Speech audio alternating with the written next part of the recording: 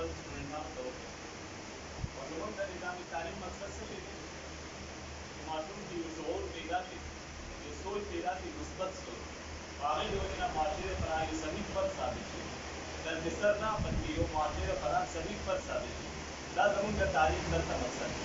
نو د you کې مقصد هغه دی. اوس آیا زه لږ سوچ وکړم په خپله معاشره کې چې دغه مقصد د تعلیم نه حاصلېږي او که نه. ډګریانې به ډېرې شو، هر یو کس MBBS شو، هر یو کس چې کوم دی PhD شو. زه اوس په دې معاشره کې وګورم MBBS شو ډاکټر، دا آیا دې تعلیم نه هغه مقصد حاصل کړو که نه. موږ به په داسې کارګزاریانو میلاو شي چې ډاکټر چې کوم دی هغه صرف دې مقصد لپاره لګوي چې پیسه.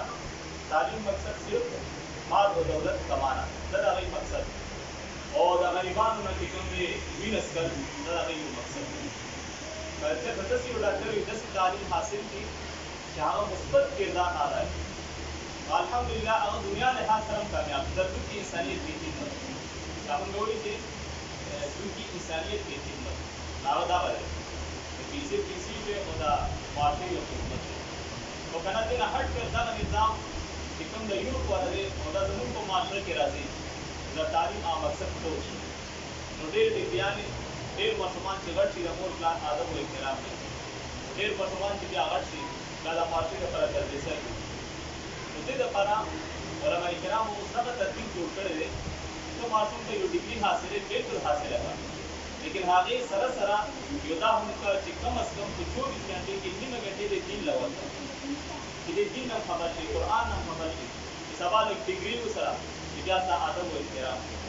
نو دې وجې د ماشوم د حفاظت او د ماشوم د تربیت په حوالې سره مور پلار باندې علما کرام فرمایي چې دا لازم دي.